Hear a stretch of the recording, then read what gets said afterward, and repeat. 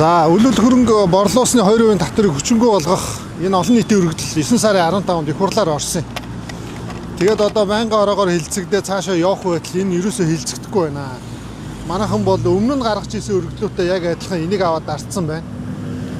Тэгээ уг нь бол намайг сонгуульд орохдоо бүгдээр амлалт өгсөн шүү дээ. Татвар бууруулнаа. Иргэдийн амьдрал хүнд байна гэд. Тэгээд одоо сонгуулиас өмнө гоё юм ярьдаг. Энэ ордонлоо ороо суухаараа ерөөсөө иргэдийгээ биднийг бол мартдаг юм байна. За энэ дундаас одоо энэ ажлын хэсгийг хагалж байгаа Лувсан Жамц гэдэг гишүүн байгаа. Монгол Ардын намын жагсаалтын номер 1. Энэ хүн бол хэвлэлд бол маш хариуцлагагүй мэдээлэл хийсэн. Татварын асуудлыг бол зөвхөн боловсрал мэдлэгтэй хүмүүс л ярих ёстой гинэ. Тэгэхээр одоо энэ татвар бууруулъя гэд санал өгсөн 100 мянган хүмүүс бол мань хүний нүдээр бол боловсрал мэдлэггүй улны оркууд юм байна. Хоёрт нь гэхлээр энэ татвар бууруулах асуудал бол попурлт гэж байгаа. Энэ ерөөсөө попурлт байхгүй шүү дээ. Бид нэр цалингаас 45% татвар төлж байгаа. За тэгээд энэ татвар төлсөн мөнгөөр нэг байр байшин авдаг, дараа нэг томруулъя гэж зарахаар улс дундаас нь 2% татвар авж байгаа. Энэ бол буруу. Хоёрдугаарт нь гэхлээр иргэд одоо хавдар тусдаг ч юм уу те эсвэл одоо өр ширэнд ордог ч юм уу байр байшингаа зарахад дахиад 2% татвар авч байгаа. Тэгээ энийг хүчингү болгоё гэхээр л ерөөсөө ингээд гишүүд маань ингээд бидрийг иргэдийг үл тоогоод идэг, доромжлоод идэг. Тэгэхээр энэ асуудлаа болооч гэдэг. Тэгээ өнөөдөр би улсын их хурлын дэд дарга Бат Эрдэнэт шаардлага өргүүлж байгаа. Энэ олон нийтийн өргөдлөө хилцээч, хилцэх асуудлын дараалд оруулж өгөөч. 11 сарда багтаагаад энэ асуудлыг шийдээч. Энэ хүмүүс одоо сандал ширээгээ булаацалдаал, албан тушаалаа булаацалдаал хэдэн сар хэрэлдлээ те. Бид нар ажиллая гэж явж байгаа шүү дээ. Бид нар татвар төлөөл явж байгаа. Маш олон хүмүүс одоо энэ хууль хизээ батлагдах нь уу, яаж батлагдах нь уу гэдгийг хүлээгээл байж байгаа.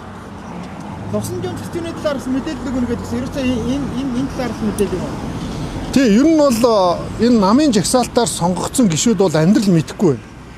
Лувсан Жамц гэдэг энэ залуу Японд л сургууль төгссөн гэсэн, Японд л ажиллаж исэн гэдэг иргэдийн амьдралыг мэдэхгүй шүү дээ. Өнөөдөр нэг байр авахд Монголд ямар хүнд байгаа вэ? Татвар ямар өндөр байгаа вэ те? Энэ хүн яг ямар хүн болчоод Монгол улсын 100 мянган иргэдийг боловсралгүй, мэдлэггүй гэж ингэж дарамжлах ёстой. Өөрөө энэ хүн татвар санхүүгийн нэрээр нь хэр мэдлэгтэй юм бол байхгүй баха. Энэ ер нь татвар санхүүгээс гадна ер нь Монголын амьдралыг бол огт мэдгүй юм шүү. Тэгээ Монголд яг ямар гавьяа байгуулсан энэ хүн? Яг хэдэн дөрвийн татвар төлсөн юм?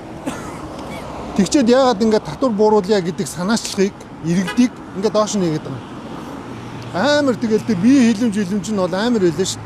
Амар ингээд ярваацсан одоо өөрийгөө яг юу гэж бодоод байгаа юм те. Нэг ардын намын жагсаалтанд орж ил дарганы нэг сугамд явж байгаа л гишүүн болсон л хүн шүү дээ. Тэгэхээр одоо энэ гишүүд одоо энэ сонгуулийнхаа амлалтыг эргэж хармаар байна. Амьдрал дээр буумаар байна. Одоо энэ татвар бол дэндүү өндөр байна шүү дээ. Энэ 2% татварыг хэрвээ одоо хийлэгдэхгүй 100 мянган иргэний сандыг ингээд өнгөдөөд дараагийн одоо юу гэдэг акц юм уу дараагийн одоо хөдөлгөөн юу вэ? Одоо энэ сандлыг энэ хуулийг дэмжээгөө бүх гишүүдийг дараагийн сонгуульд дэмжихгүй. Парламент хөгжсөн улсуудад тухайн гишүүн 8 жилийн өмнө ямар санал өгж исэн байна? Ямар асуудал дээр байр суурь илэрхийлж исэн байна гэдгийг эргэж ярьдаг байхгүй юу? Ямар ч үсэн энэ Лувсан Жамц гэдэг энэ хүн 28 оны сонгуульд дэвших юм бол энэ 100 мянган хүмүүсийн талаас илүү нь бол энэ хүнд санал өгөхгүй. Яагаад гэвэл та нарын татварыг бууруулнаа.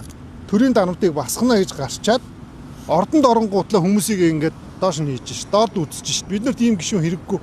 25 оны төсөв батлагдлаа. Энэ дээр энэ давтар санхүүтэй холбоотой асуудлыг хэрхэн яаж харж байгаа энэ засгийн газраас л давтарын бүр реформын багц соёлыг өргөн барина гэдэг хэлдэг шүү дээ. Энэ дээр нь юу бодлоо?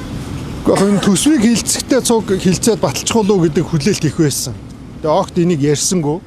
Тэгээ уг нь бол энэ 2% татвар чинь айгүй жижиг гин шүү дээ. 75 тэрбум байгаа байхгүй юу? Нэг жилд. Тэгэхээр одоо энэ улсын төсөв чи хэдийн их найдаар яригдж байгаа тий. Улсын төсвийн хувьд жижиг боловч хүмүүсийн хувьд энэ айгүй их мөнгө байхгүй юу? Жишээлбэл нэг 150 сая төгрөгөөр байраа зарсан хүн бол 3 сая төгрөгийн татвар төлөхөр байгаа. Тэгэхээр 3 сая төгрөг гэдэг бол залуу гэр бүлийн хувьд бол айгүй их мөнгө байхгүй юу? Энд чи ядаж нэг 2 сарынхаа зээлийг төлчихнө. Эсвэл гэртээ нэг зурагт ч юм уу хөрөгч ч юм уу аваа тавьчих ийм мөнгө байхгүй юу? Тэгэхээр иргэдийн хувьд ийм амин чухал асуудлыг яагаад хэлцэхгүй вэ? Энэ улсын хурал чинь нэг удаа хуралдахдаа 70-80% баталж ирсэн шүү дээ өдөрт. Энэ хууль бол ерөөсөө нэг ганц өгүүлбэр л واخгүй юу? Би тэгээд энэ хуулийг батлахад бас цаг хугацааг хэмнэх үүднээс өөрөө энэ хуулийн төслийг бичээд үзэл баримтлал, танилцуулга бүх юмыг хийгээд сайн зураг гишүүнд өгсөн байгаа шүү дээ. Тэгээд татвар нэмэх болохоор ингээд айгүй урдан баталдаг. Татвар бууруулах юм болохоор ингээд хариуцдаг эзэн байхгүй ингээ хайдаг нь айгүй шодрог ус санагдчихна. Сайн зэрэг болон энэ өргөдлийн байнгын орооны дарга гишүүдээс асууж тавьсан зүйл байна. Яг нь өргөдлийн байнгын хорооны хороо бол маш хурдан шуурхай хуралцсан. Номин чимэг гишүүн ахалдаг. Гишүүд нь бол бүгд дэмжгээ илэрхийлсэн. Төсвийн байнгын ороон дээрээс ажлын хэсэг байгуулагдаад би ажлын хэсгийн хуралд нь орсон. Орсон хүмүүс нь бүгд дэмжинэ гэж хэлээ. Гэхдээ эдгээр бол нэг юм зайл байгаа шүү дээ. Хилцэхгүй ингээд арчдаг. Эсвэл улсын хурлын чуулганаар орж ирэхээр хуруугаа уншуулж гараа авчдаг. Тэр нь одоо дэмжээгүй гэдэг ийм зайл хэрэгэлдэг. Одоо ерөөсөө ийм асуудал байхгүй.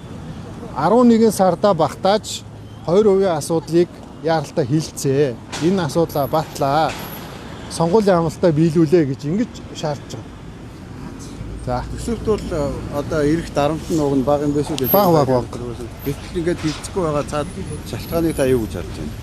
Гэхдээ энэ одоо ингээ 28 он хүртэл бид нар ер нь юу ч хийсэн бидний дор энэ иргэд одоо юу бидрийг яах вэ гэдэг ийм хандлага л харагдаж байгаа байхгүй юу?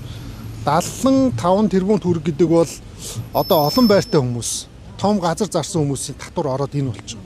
Тэгэхээр энэ бол зөвхөн нэг байртай өөрийнхөө амьдран сууж байгаа байрыг зарах юм бол энэ дүн 50 тэрбум болоод буурна. Соёлын яамны төсөвд ангаараа гэхэд 600 тэрбум байгаа байхгүй юу? Тэгэхээр нэг яамны төсвийн 10% тэнцэх хэмжээний мөнгийг Монгол улсын 100 мянган иргэн буулгаад өгөөч гэхэд одоо ингээд хилцээ дэмжихэд бол асуудал байхгүй байхгүй. Тэгэхээр би улсын хурлын одоо дид дарга Бат Эрдэнэт хандаж одоо хүсмээр байна. Та энэ 7 хоногт хилцэх асуудлын дараа л энэ хуулийг оруулаад өгөөч. Бичиг баримт нь одоо бүгд бүрдцээ гэдгийг хэлье. Хоёрд нь ихээр улсын хурлын гишүүн одоо Лувсан жамцад хандаж хэлмээр. Та одоо энэ олон нийтийг үл тоож одоо дээрээс харсан энэ үйлдэлтэй уучлахгүйгаач тий. Энэ Лувсан жамц ганцаар Японд төгсөөгүй шүү дээ. Зөндөл олон хүмүүс гадаад сургууль төгссөн шүү. Зөндөл олон хүмүүс Монгол татвар төлж байгаа шүү. Ажиллаж хөдөлмөрлөж байгаа шүү. Яагаад ингэж энийг попролт гээд яагаад энийг одоо ингэж зөвхөн боловсрол мэдлэгтэй хүмүүс ярих ёстой сэдв гэж ярьж байгааг нь бол би огт ойлгоогүй.